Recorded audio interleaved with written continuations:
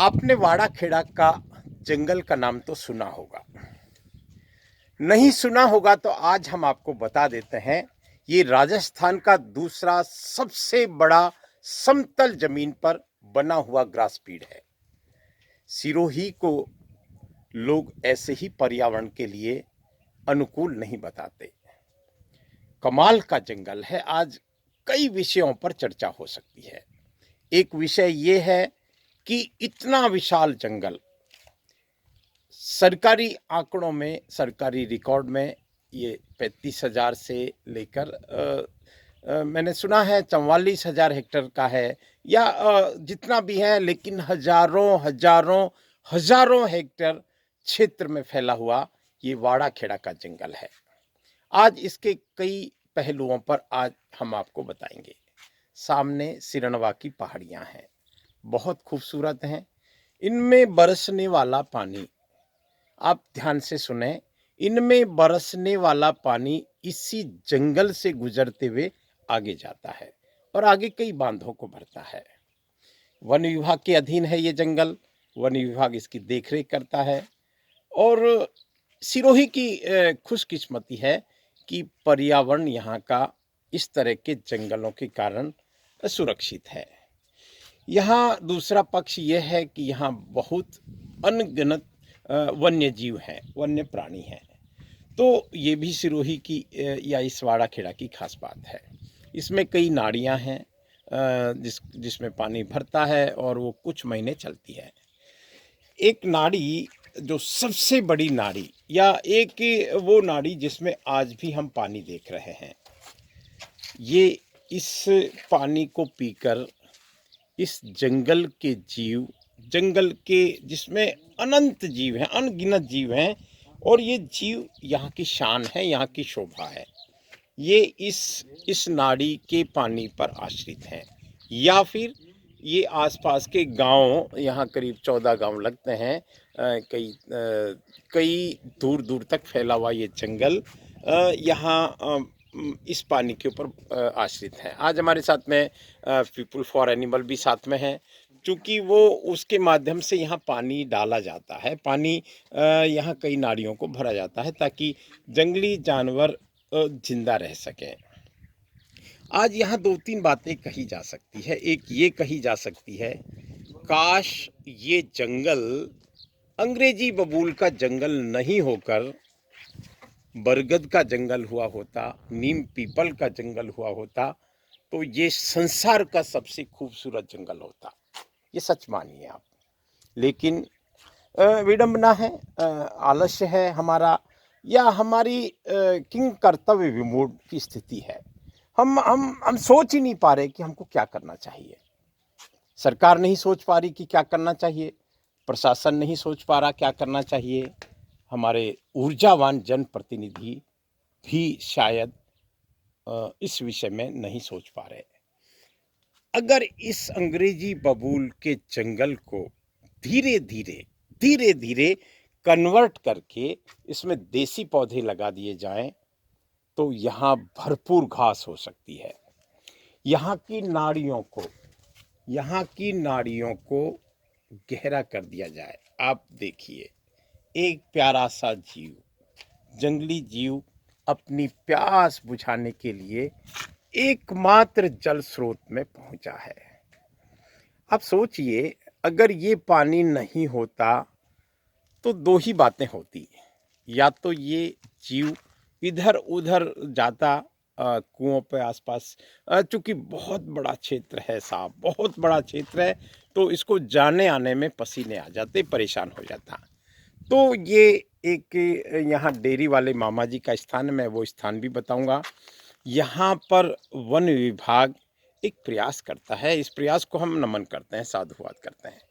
ये इस जीव को, इस रोजड़ा को आप देख सकते हैं, ये पानी पीने आया है, अपनी प्यास बुझा रहा है। और अनगिनत जीव, रेंगने वाले, उड़ने वाले, दौड़ने वाले, चलने वाले, उछल कूद करने वाले, सभी जीवों को पानी चाहिए। वन विभाग अपना प्रयास करता है, लेकिन वन विभाग के पास सीमित साधन होते हैं, सरकारी प्रक्रिया होती है, उस प्रक्रिया के तहत वो अपना काम करता है। लेकिन सामाजिक संस्थाएं जिनमें पीपुल फॉर एनिमल की बात आती है। अमित जी से मैं एक निवेदन करूंगा, आज मेरे साथ में अमित जी हैं। अमित जी, आपका काफ़ी बोलबाला है। मैंने कल मधुबन पे आपका एक वो सुना था, प्रोग्राम 1 घंटे का था। आपने बहुत अच्छे से अपनी बात रखी थी और रखनी चाहिए थी, क्योंकि आप काम कर रहे हैं, आपको काम करते हैं तो अनुभव है। इतने बड़े जंगल में नाड़ी तो एक बची है, इसको मेंटेन किया है, अच्छी बात है।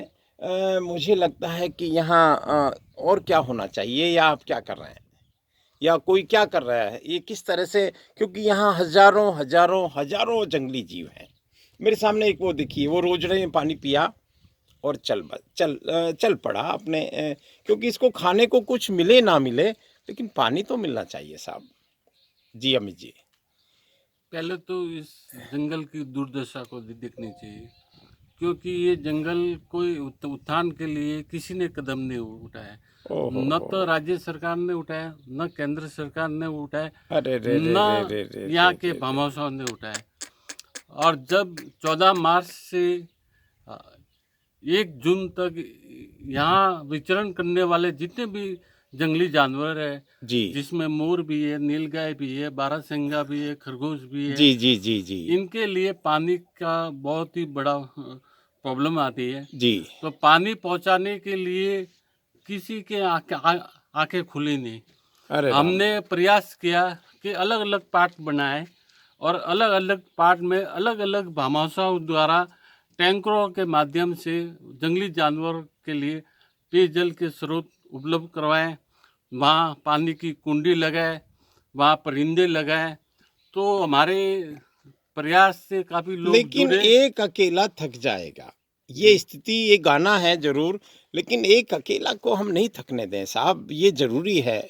तो आपने यहाँ कितनी जगह ये इस तरह का कुछ वाटर स्पॉट बना रखे हैं, चालू है अभी टैंकरों से? अभी पानी के 2 टैंकर नियमित अब आ रहे हैं। जी। आने वाली 25 तारीख को महावीर जयंती है, तो करीबन 12 टैंकर रेगुलर हम इसी वाड़ा खेड़ा में आएंगे? यहाँ भी आएंगे, सीएसएस में भी आएंगे, जी। मीरपुर भी आएंगे। जगह जगह जितनी हमारी कैपेसिटी होगी, जितने भामाशाह हमसे जोड़ जुड़ेंगे, पाएंगे, ठीक बात है, ठीक बात इतना हम पानी को ठीक यहाँ बात। फैसिलिटी देंगे। ठीक है ये ठीक है। काम सरकार का है, लेकिन किसी संस्था कर रही है, ये बहुत बड़ी विडंबना है। जी ये सरकार को ध्यान देना चाहिए कि बबूल के पौधे हटा के यहाँ कोई भी देसी पौधा लगाए, जो पक्षियों के लिए काम आए, छाया दें और वनस्पति को खूबसूरत रखे। भाई, ये कांटों का जंगल, ये तो गनीमत है कि यहाँ जंगली जानवर हैं। बाकी कांटों के जंगल में जंगली जानवर भला कैसे रह सकते हैं? मैं इसकी खूबसूरती को अगर बयां करूं, मेरे कैमरे में इतनी दम नहीं है कि आप देख सकते हैं कि पूरी आम्बेश्वर जी तक संलग्न है ये। इधर ये सिरोही को छूता हुआ है, इधर ये हम गोयली तरफ दिखाई नहीं दे रहा, लेकिन इधर पहाड़ी गोल, और इधर दूर दूर तक। एक रिटायर्ड कर्मचारी भी आज हमको यहाँ हमको मार्ग बताया है। हम यहाँ कुछ जीव दया प्रेमियों का भी कुछ देख रहे हैं। देखिए, पक्षियों को, ये हमारी संस्कृति है कि हम जीव दया के लिए काम करें। यहाँ पक्षियों के लिए दाना और पानी की व्यवस्था है। यहाँ कहने को बहुत कुछ है, लेकिन आज एक बात हमको, वैसे तो किसको कहें और कौन कहे, कैसे कहे, और कोई सुने नहीं सुने, लेकिन हम इतना कहेंगे, ये अरबों खरबों का जंगल है, ये करोड़ों की बात भी नहीं है। अस जिसको कहें अनमोल जंगल है, लेकिन अनमोल जंगल की को हम और अनमोल बना सकते हैं। यहाँ इसको, अगर सच में पानी के, जिसको कहें, हम पिपलांतरी की बात करते हैं, अनेक बार बात करते हैं कि पिपलांतरी में 3 लाख पौधे लगाए एक सरपंच साहब ने एक पुरुषार्थ करके, तो क्या हम इसको पिपलांतरी नहीं बना सकते? जबकि ये तो देवनगरी है, देवनगरी सिरोही है। मैं मामा जी के दर्शन आपको करवा के मेरी बात को विराम करूंगा। हम डेयरी वाले मामा जी के दर्शन कर रहे हैं। ये वही स्थान है, यहाँ बावड़ी, ये जिसको कहें बावड़ी भी हम आपको बताएंगे अगले पार्ट में। ये नाड़ी है जो पानी का एकमात्र स्रोत है और ये डेयरी वाले मामा जी का स्थान है। यहाँ लोग पहुँचते हैं अपनी श्रद्धा से, बस पहुँचना भी काफ़ी होता है और अपने भाव प्रकट करते हैं। यहाँ दीपक लगाते हैं, जोत जलाते हैं और इस तरह से घंटी बजाते हैं। मैं मेरी बात को विराम देता हूँ, लेकिन हम जुड़ें जल जंगल ज़मीन से, हम जुड़ें पर्यावरण से, हम जुड़ें वाड़ा खेड़ा से, हम जुड़ें देवनगरी सिरोही से और हम जुड़ें इन उड़ते हुए परिंदों से, पक्षियों से, जल स्रोतों से जुड़ें, यहाँ की खूबसूरती से जुड़ें, आनंद से जुड़ें और जुड़ें का मतलब योग से जुड़ें। नमस्कार।